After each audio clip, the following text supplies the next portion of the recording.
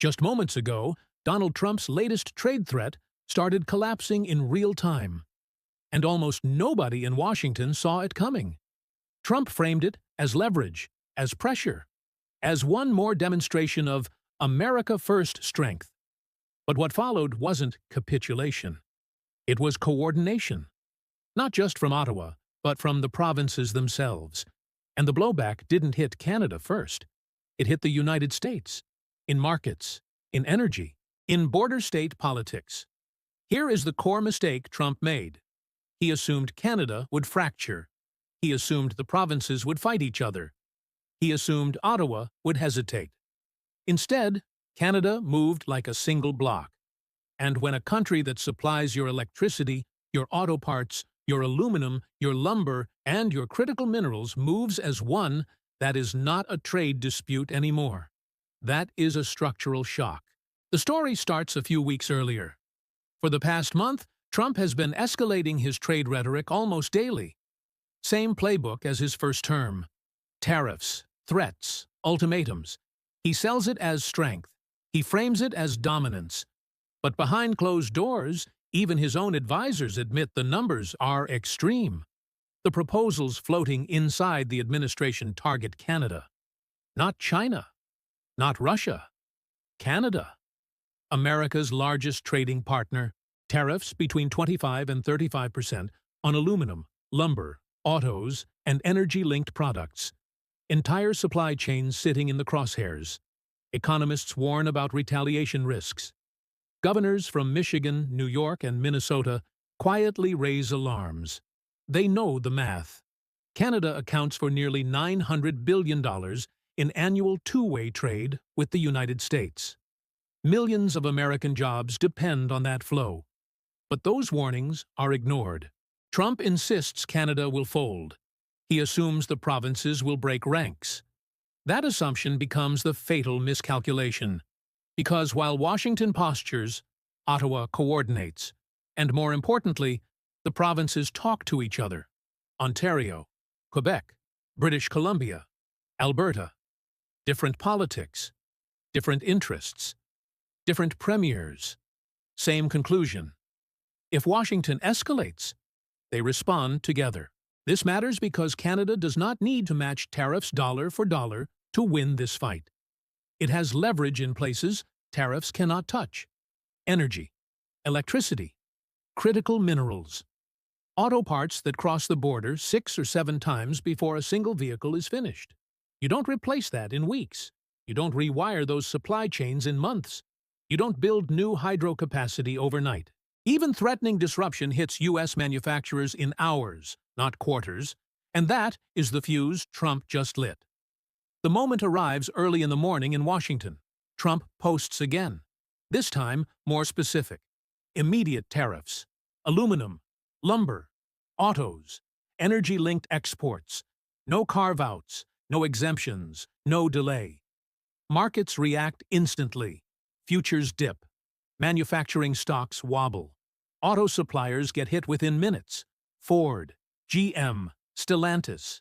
Companies whose vehicles contain between $8,000 and $10,000 in Canadian-linked components per unit. Then comes Canada's first move. And this is important. Ottawa does not rush to the cameras. Instead, the Prime Minister convenes an emergency call with the provincial premiers. Hours later, Ontario Premier Doug Ford steps out first. And he doesn't threaten tariffs. He talks about electricity. Ontario supplies power to roughly 1.5 million U.S. homes and businesses across Michigan, New York, and Minnesota. He says Ontario can review those exports, not cut them.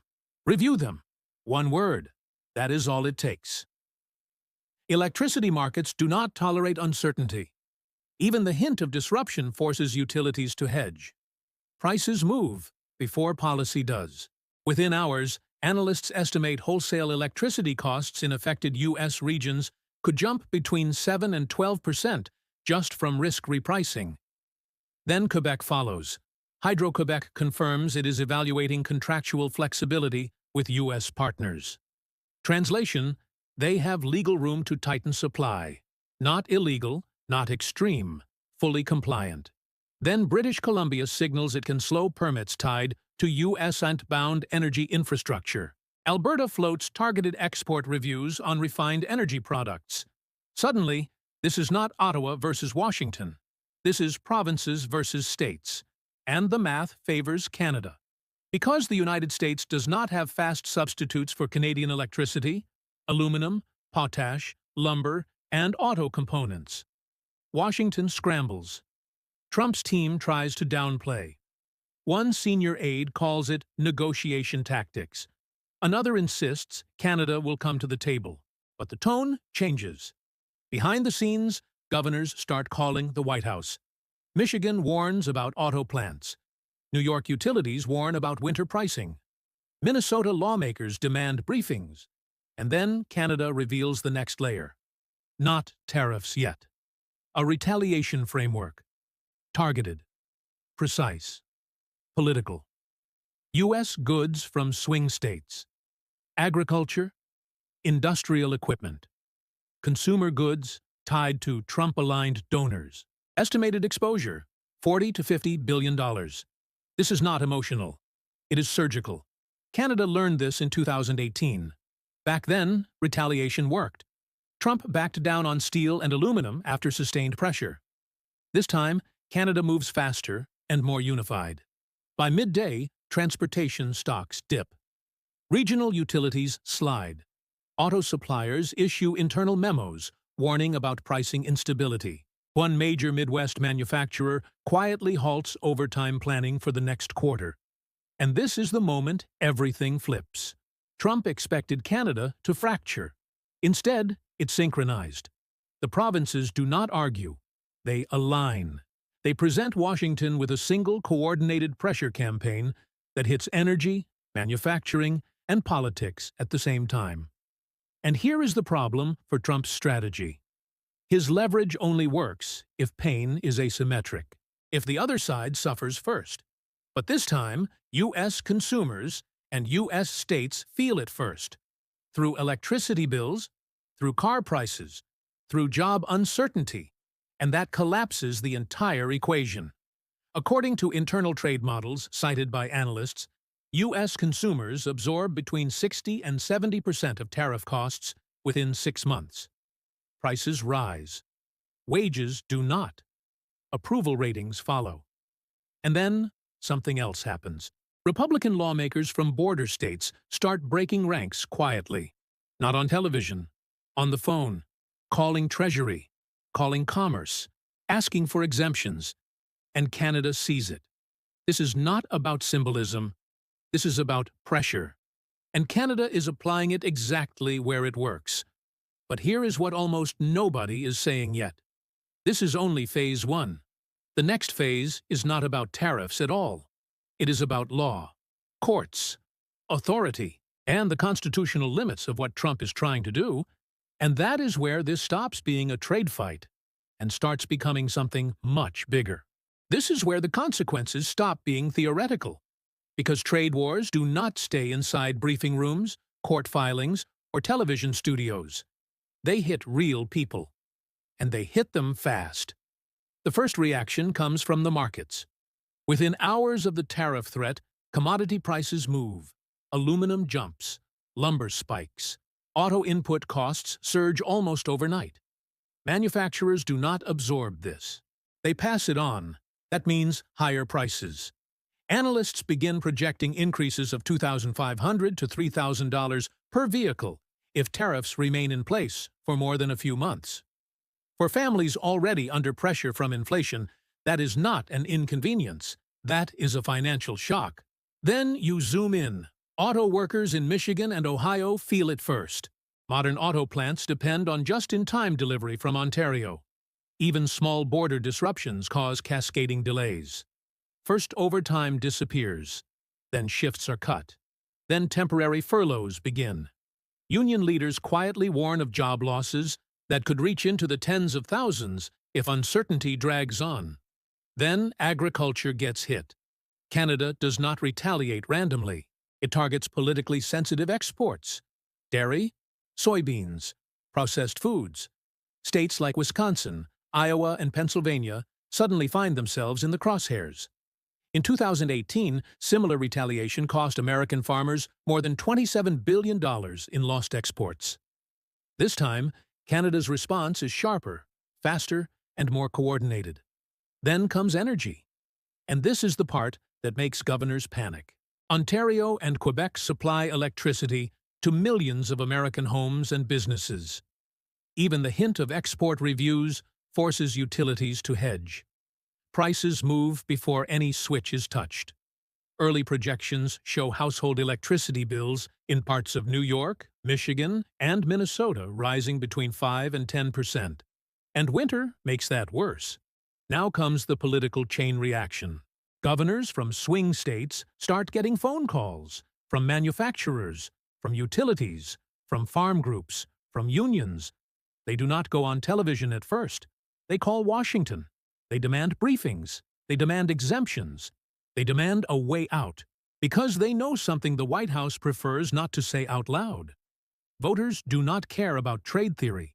They care about prices, jobs, bills, security. Then there is the quiet damage. The part nobody sees on cable news: small businesses, auto repair shops, construction companies, regional manufacturers. They operate on thin margins. They cannot hedge currencies. They cannot absorb shocks. They freeze hiring. They cancel expansion. Some of them close. Internationally, the shockwave spreads even further. Europe watches closely.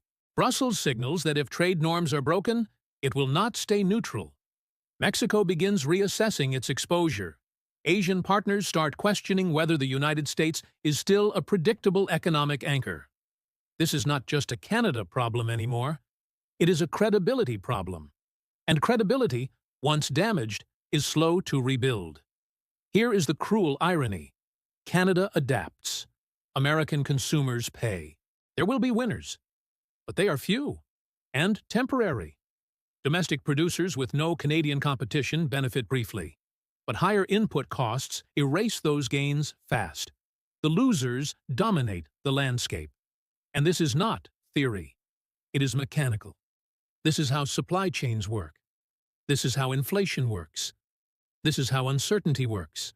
And once the first domino falls, stopping the cascade becomes almost impossible. But supporters of the policy push back hard. They say the pain is temporary. They say it is necessary. They say it is strategic. So the next question becomes unavoidable. Are they right?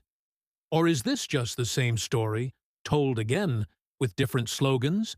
In the next part, we confront the argument from Trump's allies directly. We take their claims apart, point by point. And when you do that, the contradictions become impossible to ignore. This is where the strategy starts to collapse under scrutiny. Because Trump is not just threatening tariffs, he is threatening them using legal authority that is far more fragile than most people realize. Within hours of the announcement, legal scholars start raising red flags. Not quietly, publicly, across financial media and legal journals. The problem is simple. The U.S. Constitution gives Congress, not the President, the power to regulate foreign commerce. Yes, there are emergency statutes. Yes, presidents have used them before. But courts require something very specific. A real emergency, not a political dispute, not a negotiating tactic, not a campaign message. And this is where George Conway enters the picture.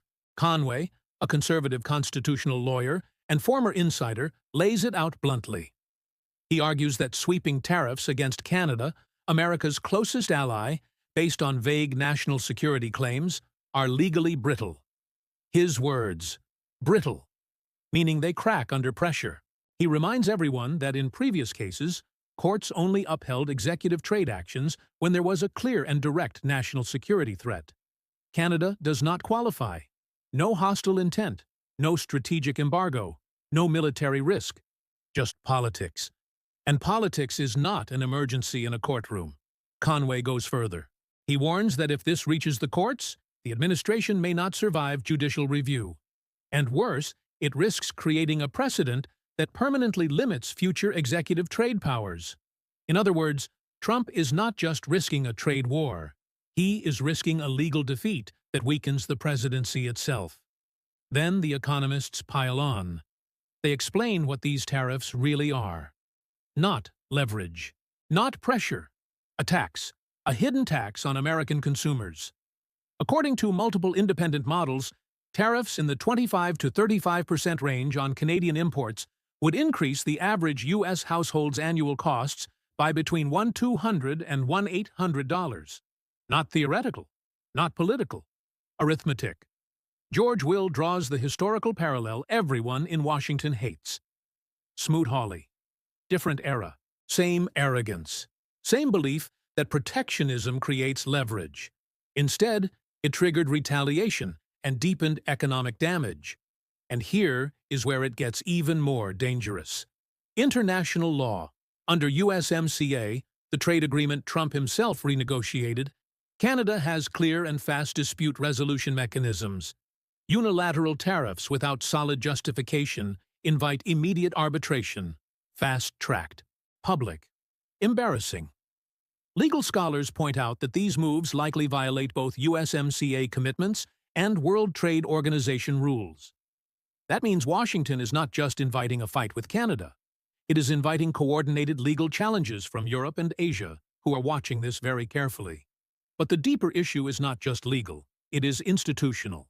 Trump's strategy assumes something very specific: that institutions move slowly, that courts delay, that allies hesitate, that markets wait. This time, none of that is happening. Judges are already signaling skepticism. Markets are already pricing risk. Allies are already coordinating quietly. The speed changes everything.